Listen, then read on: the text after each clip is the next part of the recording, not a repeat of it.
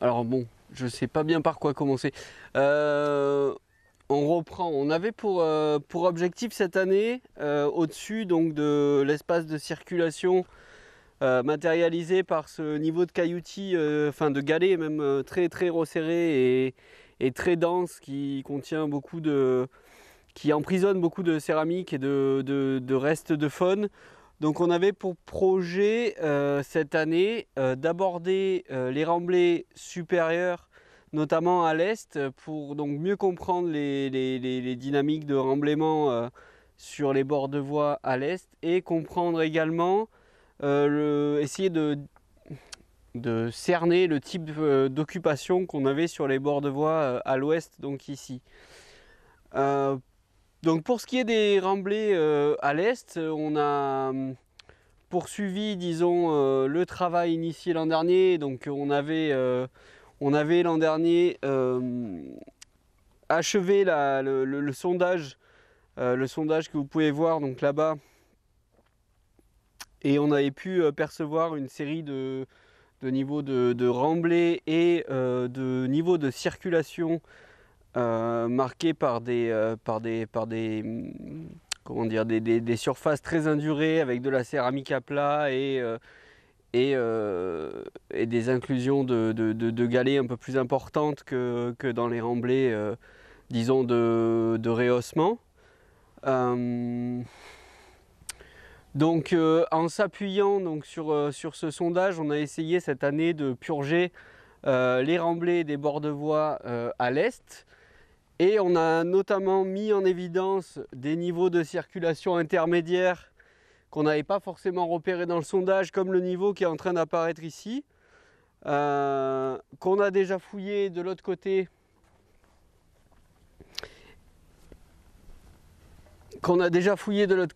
et ce qui apparaît, l'an dernier, on avait déjà repéré un pendage assez prononcé sur ces niveaux de remblai. Et cette année, on voit que la pente est très très marquée, voire carrément abrupte. Et ça pose des questions ça pose des questions quant à l'aménagement de l'espace de manière globale. Que dire d'autre?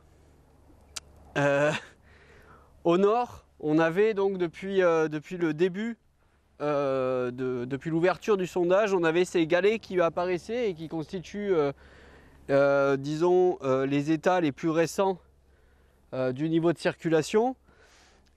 Et donc sur ces niveaux de galets, on avait une épaisse sédimentation et avec beaucoup de céramique à plat. Donc on a commencé cette année à dégager ces niveaux de galets et on a pu commencer à les suivre et on va essayer de les dégager entièrement là, pour la fin du chantier, voire de commencer à démonter ces niveaux-là cette année pour essayer de voir sur quelle couche ils reposent et pouvoir prévoir pour la prochaine triennale une stratégie appropriée pour traiter ces niveaux-là. Ce qui est sûr, c'est que dans les années qui viennent, là, on va essayer de traiter la berme nord qui a été laissée un peu de côté jusqu'à présent parce qu'elle a l'air quand même assez riche d'informations. Et surtout quand on aura descendu ces niveaux-là, ces recharges de circulation, on aura vraiment une série de couches à documenter et voilà, pour bien comprendre les dynamiques de recharge sur la voie. Ce qu'on perçoit aussi au nord, ce sont des aménagements en basalte. Alors pas proprement parler des murs, plutôt des limites, on va dire. Pour l'instant, on va s'arrêter à quelque chose de très vague. En tout cas, il semble qu'on ait deux limites qui suivent la trame générale que prend, enfin l'axe général que prend le niveau de circulation, c'est-à-dire un axe nord-ouest-sud-est, ici, là. C'est à peu près ici que sont sortis tous les niveaux indurés, donc vraiment des niveaux de passage plus importants qu'ailleurs. Et on a ces alignements de basalte qui commencent à sortir. Alors, j'ai pas encore vérifié, mais il se pourrait qu'on ait sur les fouilles préventives de 2014 des alignements de basalte qui pourraient coller. Ce sont des choses qui doivent être vérifiées en post-fouille. Voilà. On va essayer aussi cette année de mettre ça plus clairement au jour là, dans la semaine qui vient. Voilà. Pour ce qui est, de l'occupation à l'ouest, on a envisagé, on est parti sur de grands projets. En tout cas, je suis parti sur de grands projets, de grandes perspectives. Enfin, j'avais 1000 idées en tête. J'ai un peu calmé le jeu et disons qu'on prépare la fouille des galets, c'est-à-dire qu'on essaye de dégager ce niveau de galet, donc ce sol en galet qui est semble-t-il un niveau préparatoire à la pose d'un sol en terre, hein, un hérisson de sol. Et donc on a pu mettre en évidence une épaisse, on va dire épaisse couche d'argile, parce que pour un niveau de sol ça commence à être une épaisse couche qui vient se pincer sur ce niveau et sans doute qui devait le recouvrir, mais dont la conservation n'est pas forcément optimale, on va dire. Pour cette année, on s'arrêtera à ces quelques observations, ce qui va nous permettre encore une fois de préparer la fouille pour les années à venir, c'est-à-dire la coupe de ce niveau de sol et l'observation de ce qui se passe en dessous, en espérant réussir à comprendre un petit peu ces aménagements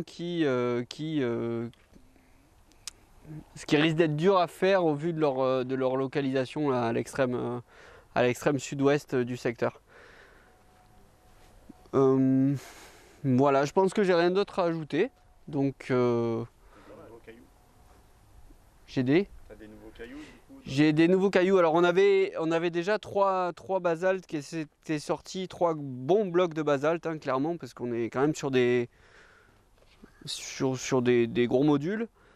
Et on en a 2 qui commencent à apparaître ci et là. À voir si l'alignement se continue et si le sol vient au-dessus de ces blocs, hein, c'est ce qui semble être. Le problème, c'est que jusqu'à présent, l'idée c'était un peu de dire que ces alignements de blocs ils structuraient l'espace, mais si ce sol en galet commence à venir sur cet alignement de blocs, ça ne marche plus. Donc ça soulève plus de questions que ça en résout. Voilà.